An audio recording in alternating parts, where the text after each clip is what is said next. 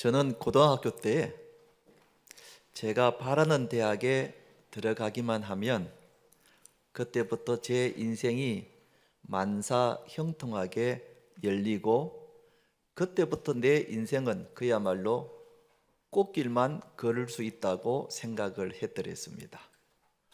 그래서 열심히 공부를 했습니다. 그리고 제가 바라는 대학에 들어갔습니다. 그런데 제가 바라는 대학에 들어갔지만 제 예상대로 되지 않았습니다. 대학에 들어가자마자 중병에 걸려서 꽃길은 고사하고 오히려 매일매일 제 건강을 걱정해야 될 처지에 놓이게 되었습니다. 그때 제가 깨달은 것이, 내가 아무리 내 인생을 계획하고자 하더라도 내 계획대로 되지 않는다는 것이었습니다. 내 인생은 내 뜻대로 되는 것이 아니라 하나님이 주관하고 인도하신다는 것을 그때 몸소 체험을 했더랬습니다. 하나님이 이스라엘 백성들도 그렇게 인도하셨습니다. 야곱이 자기 자녀 손들을 데리고 애굽으로 내려갈 때 그때 아들인 요셉이 애굽의 총리였습니다. 아들이 총리였기 때문에 그야말로 애굽에서의 생활이 모든 것이 만사형통이고 매일매일이 꽃길만 걷을 줄로 생각을 했었습니다. 사실 처음에는 그렇게 됐습니다. 애굽에 내려갈 때가 70여 명의 가족들이었는데 400년이 지난 후에는 장정들만 약 50만 명, 그리고 여자들과 아이들까지 합해가지고 약 200만 명이나 되는 큰 민족을 이루었습니다. 그야말로 성성장구했습니다. 그리고 이스라엘 백성들이 애굽에 와서는 애굽 사람들의 간섭도 전혀 받지 않아서 목축을 하면서 그야말로 잘 먹고 잘 살면서 꽃길만 걸었습니다. 여기까지는 좋았는데 그 다음부터 문제가 생기기 시작했습니다. 어떤 문제가 생겼는가? 8절, 9절에 보면 요셉을 알지 못하는 새 왕이 일어나 애굽을 다스리더니 그가 그 백성에게 이르되 이 백성 이스라엘 자손이 우리보다 많고 강하도다. 요셉을 알지 못하는 새로운 왕이 일어나는데 그가 이스라엘 백성들이 자기들보다 숫자가 많은 것을 보고 위협을 느낀 겁니다. 만약 저 많은 숫자가 반란이라도 일으키면은 보통 문제가 아니라는 생각을 하게 된 겁니다. 그래서 이 바로 왕이 이스라엘 백성들을 탄압하기 시작합니다. 구체적으로 어떻게 탄압을 했는가? 11절에 보면은 감독들을 그들 위에 세우고 그들에게 무거운 짐을 지어 괴롭게 하여 그들에게 바로를 위하여 국고성 비덤과 람셋을 건축하게 하니라. 바로 왕이 자기를 위하여 국고성을 건축하게 하고 무거운 짐을 지어서 괴롭게 하는 것이었습니다. 이스라엘 백성들을 노예로 삼고 혹독하게 일을 시키는 겁니다. 이때부터 이스라엘 백성들은 꽃길은 고사하고 날마다 눈물 없이는 살 수 없을 정도로 고달픈 인생이 시작이 되었습니다. 우리가 이것을 보면서 이런 질문을 하게 됩니다. 아니, 하나님이 누구보다도 사랑하시는 택한 백성에게 왜 이렇게 혹독한 고난을 허락하시는가 하는 것입니다. 이 질문은 우리에게도 질문을 할 수 있습니다. 우리는 하나님의 택한 자녀들입니다. 그리고 예수님이 나를 구원하기 위하여 십자가를 지실 정도로 끔찍히 우리를 사랑하는 그런 자녀입니다. 그런데 왜 하나님이 사랑하는 자녀인 우리들에게 왜 살면서 이런 혹독한 고난을 허락하시는가 하는 질문을 우리는 하나님께 할 때가 있습니다. 왜 나에게 이런 암이 생기는가? 왜 나에게 이런 큰 병이 생기는가? 왜 우리 집은 이렇게 가난한가? 왜 내 뜻대로 되지를 않는가? 왜 사랑하는 가족이 먼저 죽는가? 그럴 때마다 우리는 하나님께 그런 질문을 합니다. 하나님이 사랑하는 나에게 어째서 이런 혹독한 고난을 허락하시는지요? 하고 우리가 하나님께 묻게 됩니다. 그러나 고난에는 하나님의 선한 뜻이 있다는 사실을 우리가 알아야 합니다. 사랑하는 성도 여러분, 오늘 이 본문의 말씀을 통해서 하나님이 왜 하나님의 택한 백성은 우리에게 고난을 허락하시는지 우리가 알고 우리에게 고난이 닥칠 때 능히 감당하시는 우리 성도님들 되시기를 주님의 이름으로 축원드립니다. 첫째는 우리가 고난 당할 때 하나님이 어떻게 해주시는가? 우리를 고난에서 구해 주신다는 것입니다. 여러분, 누가 이스라엘 백성들을 괴롭혔는가? 성경에는 바로왕이라고 되어 있습니다만은, 그런데 이 바로왕 뒤에는 누가 있는가? 사탄이 있다는 것을 우리가 영적으로 볼 줄 알아야 합니다. 사탄이 이 바로왕의 마음을 충동질하여서 하나님의 택한 백성 이스라엘 백성들을 괴롭게 하는 것입니다. 여러분, 우리는 고난을 하나님이 주시는 것이라고 그래 생각합니다. 그런데 이것은 잘못된 생각입니다. 하나님이 어떻게 사랑하는 자녀에게 고난을 주시겠습니까? 하나님이 고난을 주시는 것이 아닙니다. 하나님은 우리에게 무엇을 주기를 원하시는가? 예레미야서 29장 11절, 자, 저 말씀은 같이 한번 읽어보겠습니다. 시작. 여호와의 말씀이니라. 너희를 향한 나의 생각을 내가 아나니 평안이요 재앙이 아니니라. 너희에게 미래와 희망을 주는 것이니라. 그렇습니다. 사랑이 많으신 하나님은 우리에게 재앙을 결코 주시지 아니하고 우리에게 평안을 주시는 것입니다. 아멘. 물론 극히 예외적으로 하나님이 고난을 주시는 경우도 있습니다. 대표적으로 요나가 그러했습니다. 요나가 하나님의 말씀을 어기고 다시스로 도망갔을 때 하나님이 큰 풍랑을 일으킨 적이 있습니다. 이런 경우는 굉장히 드문 이유고, 대부분의 고난은 사탄이 사람을 통해서, 환경을 통해서 우리를 괴롭게 하기 위해서 주는 것입니다. 다만 하나님이 그것을 허용하실 뿐입니다. 그러나 우리가 고난을 당할 때 하나님은 우리를 고난에서 구해 주십니다. 다시 본문의 말씀을 보십시다. 애굽 왕 바로가 이스라엘 백성들을 혹독하게 노예로 부렸습니다. 그렇게 하면 이스라엘 백성들이 다 망하고 죽을 걸 같지만은 그렇지 않았다 그랬습니다. 어떻게 되었는가? 12절에 보면은 그러나 학대를 받을수록 더욱 어떻게 했다 그랬습니까? 번성하여 퍼져나가니 그랬습니다. 바로 왕이 학대를 했지만은 학대를 받을수록 더욱 이스라엘 백성들의 숫자는 번성하여 퍼져나갔다 하는 것입니다. 그것은 전능하신 하나님이 이스라엘 백성들을 지켜주시고 보호해주시고 고난에서 지켜주시는 것을 말합니다. 그러자 또 바로가 어떻게 했는가? 아주 끔찍한 명령을 내립니다. 15절 16절 바로 왕이 히브리 산파 시브라라 하는 사람과 부하라 하는 사람에게 말하여 이르되 너희는 히브리 여인을 위하여 해산을 도울 때에 그 자리를 살펴서 아들이거든 그를 죽이고 딸이거든 살려줘라 그랬습니다. 여러분, 어떻게 이렇게 끔찍한 명령을 내릴 수가 있겠습니까?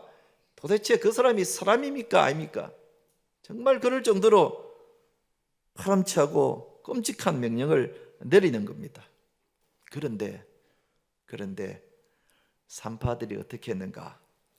그 다음 18절을 보면은 산파들이 이렇게 합니다. 그러나 산파들이 하나님을 두려워하여 애굽 왕의 명령을 어기고 남자 아기들을 살린지라 그랬습니다. 하나님께서 산파들의 마음을 주관하셔서 남자 아이들을 살려주도록 한 것입니다. 고난 가운데 있는 이스라엘 백성들을 하나님께서 지켜주시고 구해주신 것입니다. 할렐루야. 바로 왕이 아무리 이스라엘 백성들을 탄압을 하고 고난을 했어도 하나님은 그때마다 번성하게 해주시고 지켜주시는 겁니다. 어떤 사람들은 이 세상이 하나님과 사탄과의 싸우는 전쟁터라고 그렇게 생각을 합니다. 그런데 여러분, 서로가 싸운다는 것은 서로의 그 능력이 비등하고 비슷하기 때문에 싸우는 것이지, 게임이 안 되면 싸움이 되지 않지 않습니까? 그런데 사람들은 하나님과 사탄이 서로 싸우고 있다, 이 싸움의 전쟁터가 바로 이 세상이라고 그렇게 생각합니다. 그런데 이것은 완전히 잘못된 생각입니다. 왜요? 여러분, 사탄은 하나님의 손 안에 있습니다. 하나님 앞에서는 사탄은 꼼짝도 못합니다. 게임도 안 됩니다. 사탄이 아무리 강해도 하나님 앞에서는 꼼짝도 못합니다. 아멘. 그렇기 때문에 우리가 고난을 당할 때 전능하신 하나님이 우리를 구해 주십니다. 아멘. 우리가 어떤 고난을 당할지라도 그 고난 가운데에 있는 하나님의 백성인 우리들을 전능하신 하나님께서 우리를 구해 주시는 것입니다. 그래서 우리는 고난 받을 때에 꼭 기억해야 될 성경 구절이 있습니다. 시편 18편 2절 말씀, 저 말씀도 같이 한번 읽어보겠습니다. 시작. 여호와는 나의 반석이시요 나의 요새시요 나를 건지시는 이시요 나의 하나님이시요 나의 방패시요 나의 구원의 뿌리시요 나의 산성이시로다. 할렐루야. 하나님께서 우리들에게 나의 반석이 되시고 나를 건질치는 이시가 되시고 나의 구원의 뿌리 되시고 나의 산성이 되시는 줄로 믿으시기 바랍니다. 지금도 고난 가운데에 계신 분이 있을 겁니다. 육체의 고난, 암에 걸려서 항암을 하고 있거나 아니면은 여러 가지 고질병으로 약 없이는 살 수 없는 그런 육신의 고난 가운데 있는 분들이 계십니다. 또는 경제적인 어려움으로 인하여 하루하루를 어렵게 살아가야 할 그런 분들도 계십니다. 또는 마음에 너무 괴로워 마음이 낙심되고 마음이 두렵고 마음에 어려움을 겪고 있는 그런 자들도 있고, 인생 살아가는 것이 왜 그렇게 힘든지 하는 것마다 안 되고 번번이 떨어지고 실패하고 인생이 참으로 내 뜻대로 되지 않아서 안절부절하고 그런 가운데 있는 분들이 있을 겁니다. 그러나 여러분, 내가 인생의 어떤 고난 가운데 있을지라도 하나님이 이 고난에서 구해주시는 분임을 믿으시기 바랍니다. 하나님은 우리가 그 고난 가운데서 괴로움을 당하고 고통을 당하는 것을 원치 아니하시고 우리에게 평안을 주시고 우리를 행복하게 해주시고 우리를 그 고난에서 구해주시는 줄로 믿으시기 바랍니다. 우리가 이 믿음을 갖고 살아가야 합니다.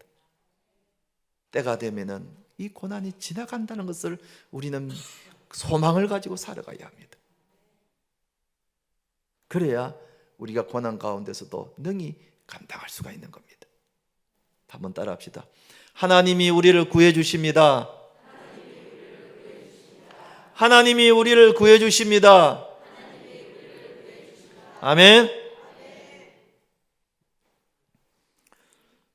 두 번째, 우리가 고난 당할 때 하나님이 어떻게 해주시는가?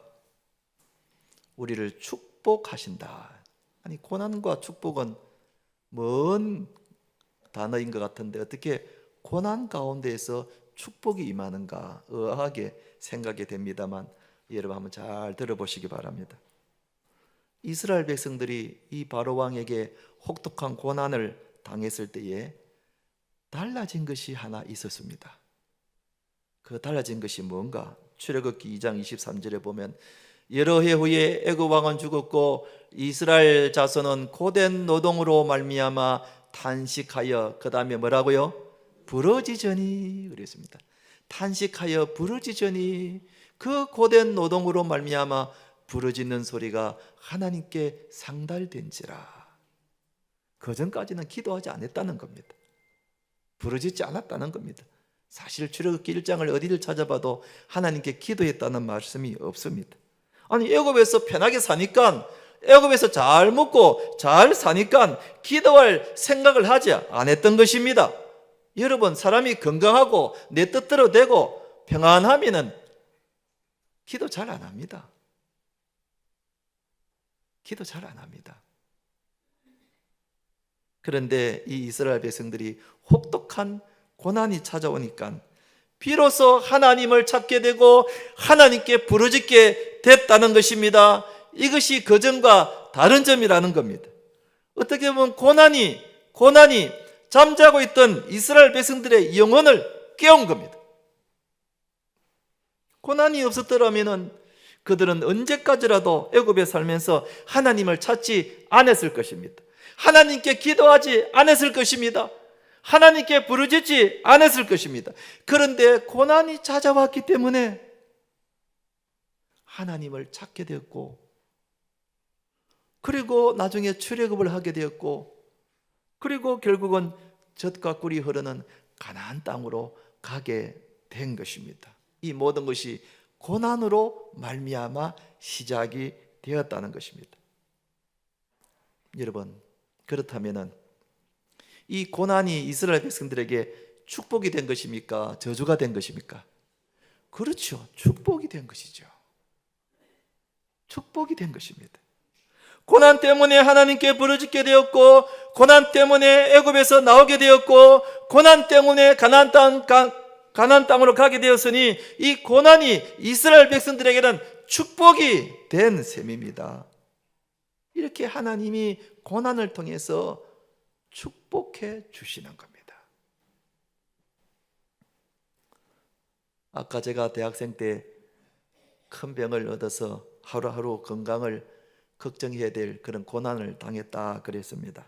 그런데 그때 제가 그 병을 통해서 당시 교회를 다니지 않았던 불신자인 저희 어머니가 교회에 나와서 예수님을 믿게 되었고, 또 저의 믿음이 성장하게 되었고, 그 병 때문에 제가 목사의 길로 가게 됐습니다. 그렇다면 여러분, 그때 그 병, 저에게 준 그 병은 저에게 축복이었습니까? 저주였습니까? 그렇지요. 축복인 것입니다. 그때 그 병이 저에게는 저주가 아니라 축복이 된 셈입니다. 하나님께서 저의 인생을 그 고난을 통해서 축복의 길로 인도하시는 겁니다. 우리가 그걸 알아야 합니다.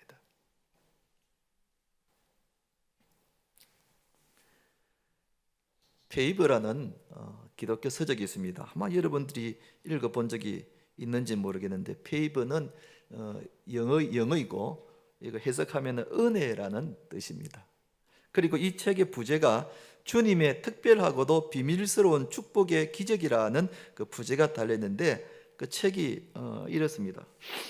여러분들도 본 적이 있을 건데요, 신문이나 아니면 이렇게 SNS에 본 적이 있는데, 이 책은 하형록이라는 기독교인이 쓴 책입니다.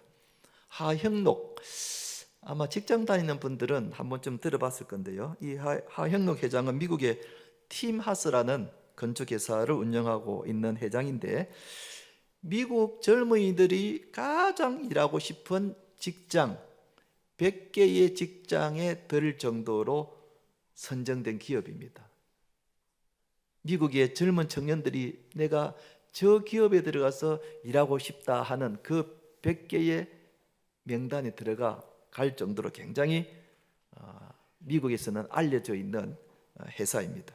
이 하형록 회장은 미국 오바마 대통령 시절에 백악관의 건축 관련 자문위원으로 임명을 받기도 한 아주 유명한 분이시고, 예전에 KBS에서 해외 동포 중에 크게 성공한 사람들을 소개한 적이 있는 그 프로에 나왔던 분입니다. 이분은 목사의 아들로 태어나서 가난하게 자랐습니다. 대학을 졸업하고 미국의 어느 건축회사에 들어가서 열심히 일했습니다. 그래서 29살에 벌써 회사에 중력이 되었습니다. 여러분, 29살에 그 회사에 중력이 될 정도로 그만큼 출세가도 그야말로 꽃길만 걸어갔더랬습니다. 그러니까 이미 그때 어느 정도 성공을 했다고 볼 수가 있는 셈이죠. 그런데 인생이 어떻게 꽃길만 걸어갈 수 있겠습니까? 그런데 어느 날 고속도로에서 운전해 가다가 심실빈맥이라는, 이 심실빈맥이라는 것이 뭐냐면 심장에 갑자기 피가 흐르지 않는 겁니다. 그 어떻게 되겠습니까? 그 심장이 멈춰버리죠. 죽게 되죠. 피가 흐르지 않는 그 심실빈맥이 갑자기 와가지고 의식을 잃고 말았습니다. 근데 의식을 잃는 그 순간 그래도 급히 브레이크를 밟는 바람에 사고는 나지 않았는데 급히 병원에 실려가서 의사가 하는 말이 심장 근육이 다 죽었다는 겁니다. 그래서 심장 이식 수술을 하지 않으면 오래 못 산다는 겁니다. 지금까지의 성공이 하루아침에 무너지고 말았습니다. 회사의 중력이 무슨 소용이 있겠습니까? 크게 성공한 것이 그 죽음 앞에서 뭐가 중요하겠습니까? 그의 성공이 하루아침에 무너지고 말았습니다. 심장 이식 수술하는데 수술비가 4억 5천만 원이라다. 여러분 놀라지도 않네요. 4억 5천만 원. 그래도 아무리 많이 돈이 들어도 수술을 해야 되지 않겠습니까? 어린 딸이 둘이 나는데 어떻게 해야 될지 막막하기만 했다고 합니다. 그런데 심장 이식 수술을 기다리면서 기도를 하는데 문득 이런 생각이 들었답니다. 내가 낫기만 하면 뭐하냐? 전에도 성공을 해봤지만 마음은 여전히 허전하며 살았는데 내가 또 이렇게 산다면은 내 삶이 무슨 의미가 있겠는가? 그래서 그가 이렇게 기도했답니다. 주님, 내 심장만 낫는 것이 아니라 내가 새 사람 되게 해주세요 하고 기도했답니다. 내 심장만 낫게 주지 마시고 내가 새 사람 되게 해달라고 그렇게 기도를 했답니다. 다행히 수술이 잘 되어서 건강이 회복되었고 다시 밑바닥에서부터 시작을 하면서 아내에게 이렇게 말합니다. 여보, 우리가 사업을 하면서 돈만 버는 것이 아니라 그 돈을 가지고 사람들을 위하는데 사용합시다.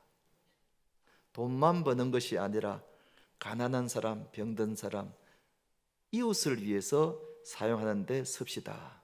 그때부터 사업의 목적이 달라졌습니다. 이웃을 섬기기 위해서 사업을 한다는 것입니다. 그러자 하나님이 이 하형록 회장에게 그 사업을 엄청나게 축복해 주십니다. 엄청나게 축복해 주십니다. 그 회사가 바로 팀하스라는 미국에서는 꽤 유명한 회사입니다. 나중에 집에 가시거든 네이버에 팀하스나 하형록을 치면 금방 막 쫙 이렇게 나옵니다. 이 하형록 회장이 이제 강의를 하러 자주 가게 되는데 강의를 하러 가면은 사람들에게 이런 질문을 자주 받는다고 합니다. 성공의 비결이 무엇입니까? 당연히 이런 질문을 안 받겠습니까? 성공했으니까.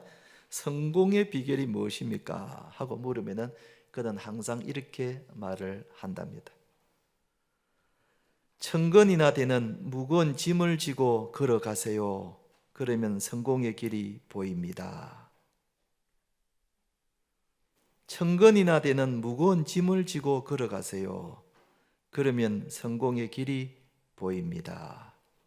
자기의 경험을 이야기한 겁니다. 자신이 고난을 당했을 때에 그야말로 1000건이나 되는 그 무거운 짐을 지고 갈 때에 그때 하나님을 찾게 되었고 하나님께 부르짖게 되었고 그리고 하나님을 위해서 살게 되었으니 고난이 자기에게는 축복이 되었다는 것입니다. 그 고난이 자기를 바꾸게 되었고 그 고난 때문에 자기의 삶이 새 사람으로 되었다는 겁니다. 그러니 이 사람에게는 고난이 축복이 된 겁니다.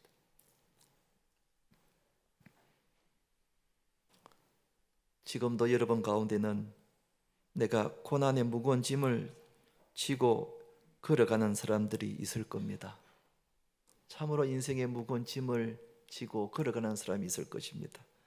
그러나 여러분 그 길은 축복으로 가는 길입니다. 그 길은 축복으로 가는 길입니다. 세상을 좋아하고 늘 욕망에 사로잡혀 살고 이기적이고 교만하게 살았던 내 자신을 하나님이 고난을 통하여서 그 천금 같은 무거운 짐을 통하여서 나를 새 사람으로 바꾸어 주시는 겁니다. 그동안 하나님을 멀리하고 내 마음대로 살았던 내 자신을 하나님이 고난을 통해서 그 천금 같은 무거운 짐을 통하여 나를 새 사람으로 바꾸어 가시는 겁니다. 그러니까 하나님이 고난을 통하여 나를 축복해 주시는 겁니다. 고난을 통해서 나를 새 사람으로 바꾸어 주시는 겁니다. 그러니 고난이 나에게 축복인 겁니다. 성경은 우리에게 이렇게 말하고 있습니다. 시편 119편 71편 말씀을 우리 같이 한번 읽어보겠습니다. 시작. 고난 당한 것이 내게 유익이라 이로 말미암아 내가 주의 윤례를 배우게 되었나이다. 고난 당하는 것이 내게 유익하다고 말씀하고 있습니다. 왜요? 하나님이 그 고난을 통하여 나를 축복해 주시기 때문입니다. 지금도 고난 가운데 걸어가고 있는 분이 계십니까? 내 몸에 암이 생겨 지금도 항암 중에 있는 분이 계십니까? 지금도 고질병으로 늘 고통 가운데 있는 분이 있습니까? 인생이 내 뜻대로 되지 않아 늘 실패하고 하는 것마다 일이 되지 않아 마음에 좌절감을 가지고 어깨에 무거운 짐을 지고 걸어가는 분이 계십니까? 마음에 무거운 짐을 지고 이걸 어떻게 해야 될지 몰라 안달부절하면서 한 걸음 한 걸음 겨우겨우 하루하루를 살아가는 분이 계십니까? 물론 그 고난이 지금은 고통스럽고 힘들고 괴롭습니다. 정말 그 무거운 짐이 나에게는 너무 힘들고 괴롭습니다. 그러나 우리를 사랑하시는 하나님께서 때가 되면 그 고난에서 우리를 벗어나게 해주시고 축복해 주실 줄로 믿습니다. 나에게 감당할 힘을 주시고 피할 길을 열어주실 줄로 믿습니다. 하나님이 우리를 사랑하시기 때문에 그 고난을 그저 보고 계시지 아니하시고 그 피할 길을 열어주시며 그 고난을 통하여 우리를 새 사람으로 만들어 주실 줄로 믿습니다. 그러니 하나님은 그 고난을 통하여 우리를 축복해 주시는 겁니다. 한번 따라 합시다. 하나님이 우리를 축복해 주십니다. 하나님이 우리를 축복해 주십니다. 아멘. 이제 말씀을 맺겠습니다. 하나님의 자녀인 우리들에게도 인생에 고난을 찾아오기도 합니다. 그러나 하나님은 그 고난 가운데서도 우리를 반드시 구해 주십니다. 그리고 그 고난을 통해서 우리를 새 사람으로 변화시켜 주시고 축복해 주십니다. 이 고난을 우리가 능히 잘 감당하여 하나님의 복을 받는 우리 온 성도님 되시기를 주님의 이름으로 축원드립니다.